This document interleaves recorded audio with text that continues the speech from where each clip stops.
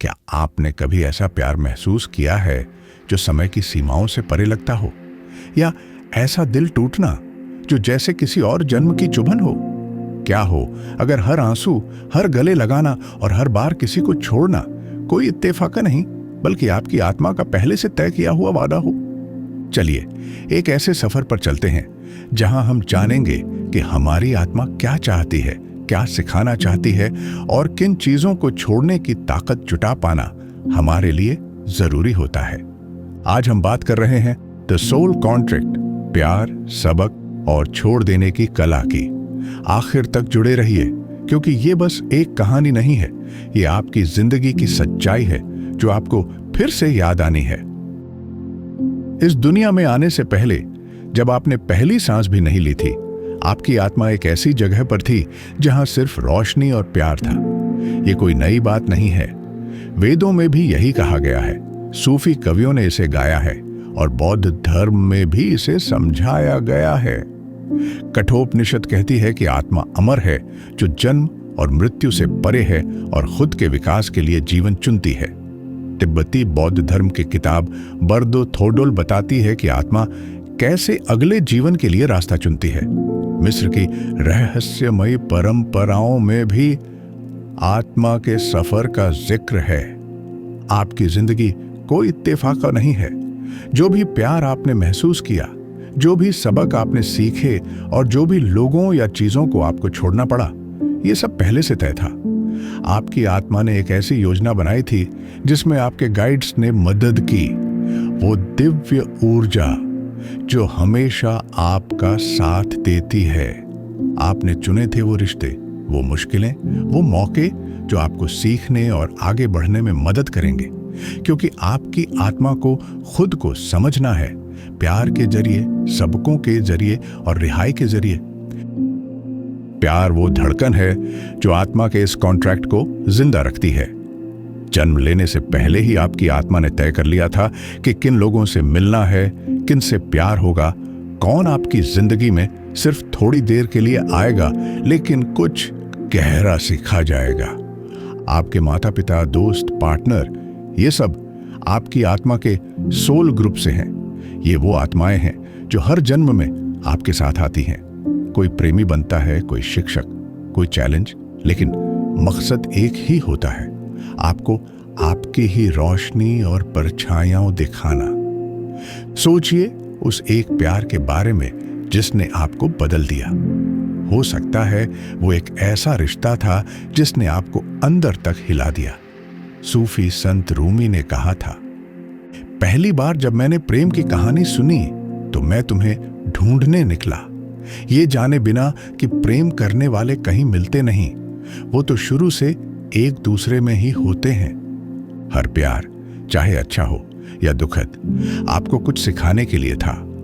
हर आंसू, हर मुस्कान, ये आपकी आत्मा के कॉन्ट्रैक्ट पर एक साइन की तरह है। प्यार के साथ साथ आत्मा को सबक भी चाहिए होते हैं, ऐसे सबक जो आपको मजबूत बनाए, जो आपको भीतर से जगाए। भगवद गीता में कृष्ण कहते हैं, यह संसार आत्मा के लिए एक स्कूल की तरह है। आपने जन्म से पहले कुछ खास सबक चुने, शायद किसी धोखे से माफ करना सीखना, किसी संघर्ष से धैर्य सीखना या किसी नुकसान से ताकत पाना। ये कोई सजा नहीं है बल्कि आत्मा के लिए गिफ्ट है। जरा सोचिए अपने सबसे मुश्किल समय के बारे में, जब सब कुछ टूट गया था, जब किसी अपने को खो दिया था या जब कोई सपना अधूरा रह गया था। उस समय आपकी आत्मा पहले से जानती थी कि इन लम्हों से वो कुछ नया सीखेगी। गरुड़ पुराण में लिखा है कि आत्मा अपने पिछले जन्मों को देखती है और आगे की योजना बनाती है। तो आपकी मुश्किलें भी उसी का हिस्सा हैं, ताकि आप जागें, सीखें और आगे बढ़ें।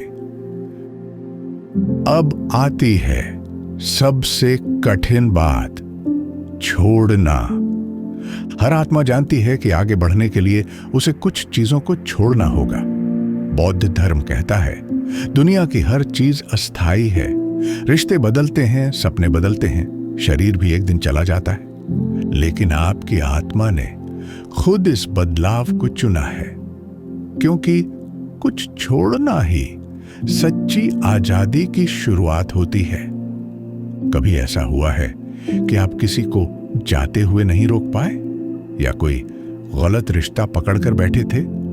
आपकी आत्मा जानती है कि इन चीजों को छोड़ना जरूरी है। जब आप किसी जहरीले रिश्ते से बाहर आते हैं तो आप अपनी आत्मा के कॉन्ट्रैक्ट का सम्मान करते हैं। जब आप किसी को माफ करते हैं तो आप करुणा के नियम से जुड़ते हैं। जब आप कोई सपना छोड़ते हैं जो अब आपके लिए नहीं है तो आप नई जगह बनाते हैं। हर बार जब आप छोड़ते हैं तो आप और हल्के हो जाते हैं और अपनी रोशनी के और करीब। आपकी आत्मा हर समय आपसे बात करती है, लेकिन वो भाषा अलग होती है। वो संकेतों, इशारों और सिंक्रोनिसिटी से बात करती है। कभी सोचा है किसी गाने के बोल अचानक आपके दिल की बात कैसे कह देते हैं? या कोई किताब जो ठीक उसी समय आपके हाथ लगती है जब आपको जवाब चाहिए होता है? ये इत्तेफाक नहीं है, ये आपकी आत्मा के संदेश हैं। हर बार जब आपको कुछ फील होता है, किसी इंसान को देखकर अच्छा या अजीब महसूस होता है, या कोई जगह आपको बहुत जानी पहचानी लगती है, ये सब आपकी आत्मा का सिस्टम है जो आपको गाइड करता है। उपनिषद में भी कहा गया है, जो अंदर है वही बाहर है, जो बाहर दिख रहा है वो अंदर की भाषा बोल रहा है। आपका काम बस इतना है, रुक कर सुनना, समझना कि हर चीज एक इशारा है, एक गाइड है। और जब आप ये समझना शुरू करते हैं तो आपको अपनी जिंदगी में वो राहें दिखने लगती हैं जो पहले धुंधली थीं। कभी ऐसा महसूस हुआ कि आपने किसी को पहले भी कहीं देखा है, या कोई डर जो समझ नहीं आता लेकिन बहुत गहराई से अंदर बसा हुआ है? ये सब आपके पास्ट लाइव्स यानी पिछले जन्मों की यादें हो सकती हैं। हमारी आत्मा सिर्फ एक बार नहीं आती, वो कई बार आती है, अलग अलग शरीरों में, अलग अलग सबक लेकर। भगवद गीता में श्री कृष्ण अर्जुन से कहते हैं, तेरा और मेरा जन्म कई बार हुआ है, बस तुझे याद नहीं और मुझे सब याद है। इन पिछले जन्मों में हुए अनुभव आज भी हमारे अंदर जिंदा होते हैं, जैसे कोई बिना देखे घाव या कोई अधूरी कहानी। जब आप डरते हैं किसी चीज से बिना वजह, या किसी से बहुत गहरा कनेक्शन महसूस करते हैं, तो समझिए शायद ये कहानी पहले भी शुरू हो चुकी थी। आपकी आत्मा सिर्फ अपने लिए नहीं आई, वो दूसरों के लिए भी आई है। उसका एक मकसद है, सर्विस यानी सेवा। आपको जो हुनर मिला है, जो कंपैशन मिला है, वो सब ऐसे ही नहीं मिला। ये सब आपकी आत्मा की टूल किट है। हर इंसान की जिंदगी में एक उद्देश्य होता है। कोई हीलर होता है, कोई टीचर, कोई आर्टिस्ट, लेकिन हर किसी का एक सोल मिशन होता है। गुरबाणी में भी आता है, मानस जन्म दुर्लभ है, मिले न बार बार, यानी इंसान का जन्म अनमोल है, बार बार नहीं मिलता। इसका मतलब है कि हर जन्म की अपनी एक रिस्पॉन्सिबिलिटी होती है।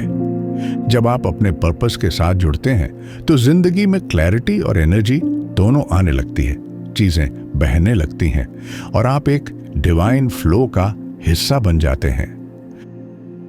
आखिर में आत्मा का सबसे बड़ा लक्ष्य क्या है? मोक्ष यानी फ्रीडम। लेकिन मोक्ष का मतलब सिर्फ मरने के बाद कहीं जाना नहीं है।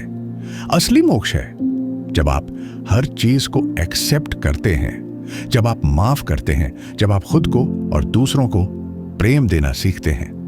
कर्म एक कानून है, आपने जो बोया वही मिलेगा, लेकिन आत्मा का कॉन्ट्रैक्ट कर्म से भी ऊपर जा सकता है जब आप समझदारी से, जागरूकता से जीते हैं।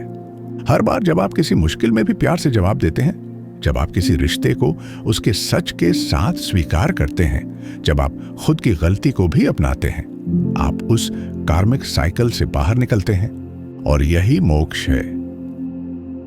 तो अगली बार जब आपकी जिंदगी में कुछ अचानक गहरा या रहस्यमय घटे, एक बार रुकिए, सोचिए, शायद ये आपकी आत्मा का वो पुराना कॉन्ट्रैक्ट है जो अब आपको अगली क्लास में ले जा रहा है।